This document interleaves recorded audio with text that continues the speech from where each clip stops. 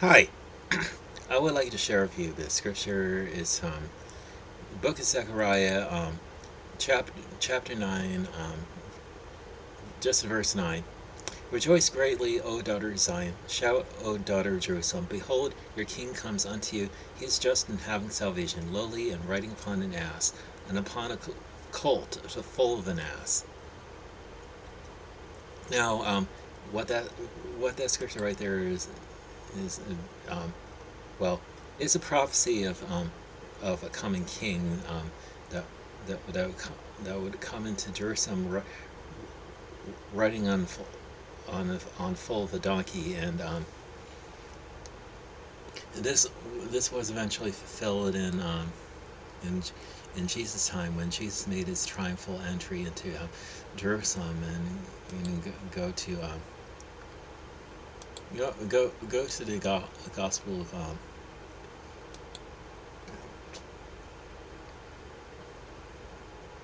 go to the Gospel of John, chapter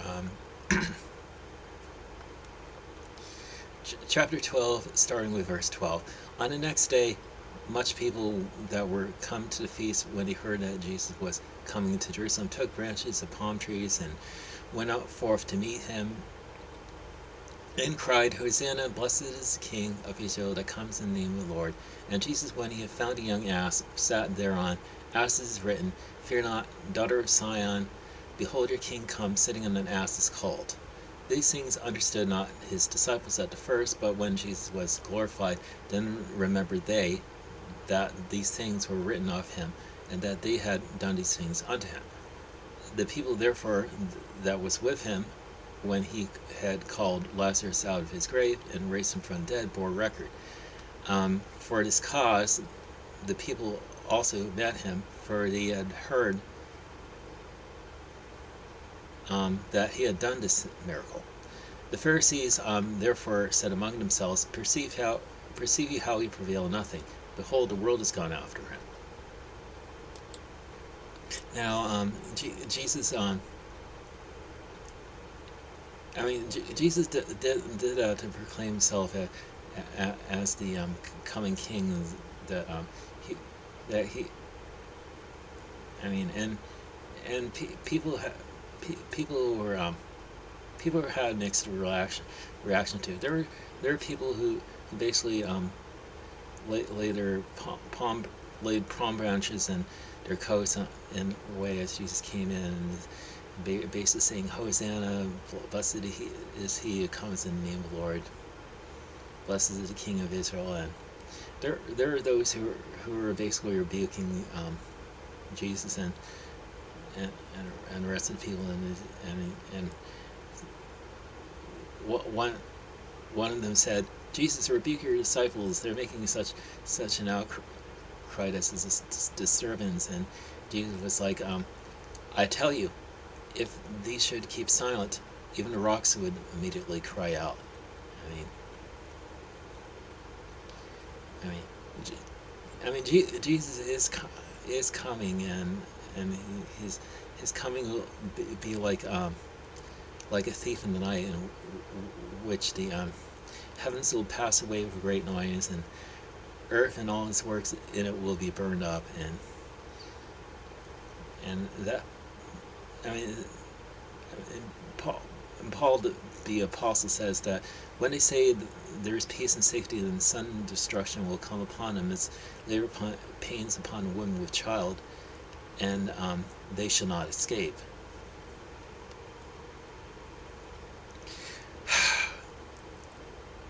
I mean, yeah. So Jesus coming as King again will be preceded by signs in the heavens and also signs in the earth, and just I mean, Jesus said there'll be there'll be wars and rumors of wars. See that you not be troubled, for such things must happen, but the end is not yet. There'll be earthquakes and famines and pestilences that'll happen on earth. Those are beginnings of sorrows or birth pains, and and lots of lots of all stuff happening. Is like persons will be persecuted. They'll, they'll I mean, there'll be false prophets that were rising up to deceive many, and because iniquity will abound, love of many will grow cold, but he that endures to the end shall be saved. I mean, and Jesus says that the gospel of the kingdom must be preached throughout the entire world as a testament to all the nations, and then the end shall come. And we still have yet nations that are yet to receive the gospel of the kingdom. I think about Sentinel Island, that David Allen Chow foolishly tried to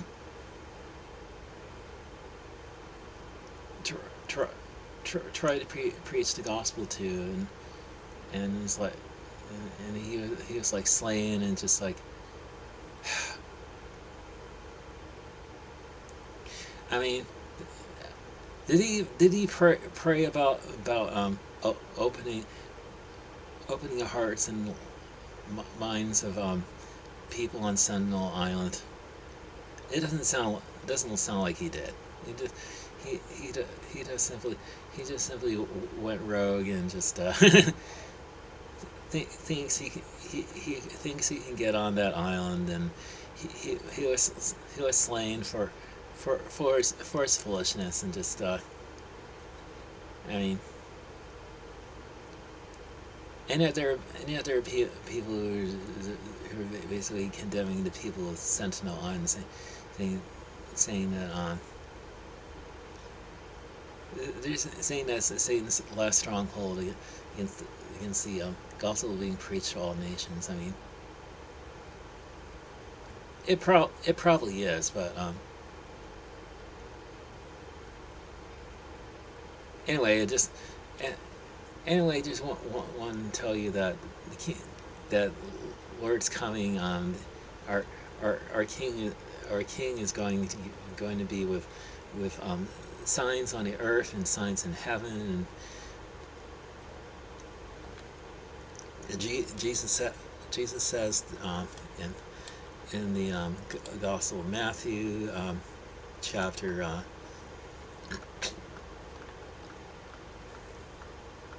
chapter 24, starting with verse 29. Immediately after the tribulation of those days shall the sun be darkened, and the moon will not give her light. The stars shall fall from heaven, and the powers of the heaven shall be shaken. And then shall appear the sign of the Son of Man in heaven, and then shall all the tribes of the earth mourn, and they shall see the Son of Man coming in the clouds of heaven with power and great glory. And he shall send his angels with a great sound of a trumpet, and they shall gather together his elect from the four winds, from one end of heaven to the other. I mean, and of course, Jesus leaves us with this little parable.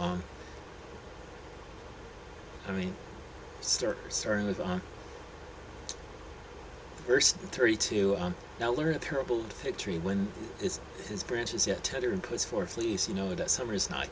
So likewise you, when you shall see all these things, know that it's near, even at the doors. Verily I say unto you, that this generation shall not pass until all these things be fulfilled.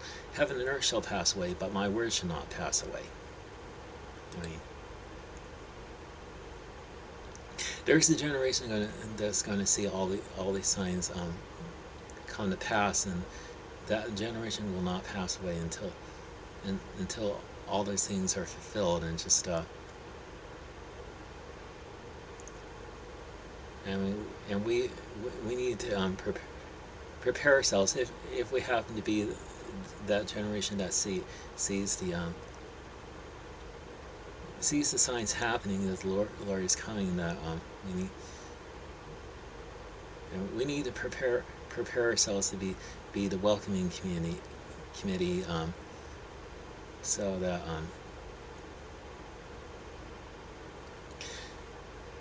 that we will not be cast alive into the lake of fire when judgment of the sheep and goats happens, when Jesus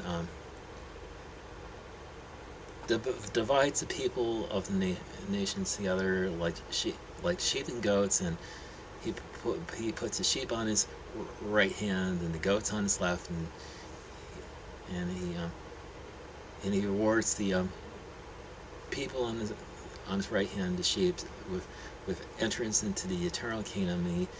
And he gives the give gives the ghosts on his left hand their reward, which is everlasting fire prepared for the devil and his angels. Anyway, that's pretty much all I have to share with you in this video. So have a good day, and may God bless you.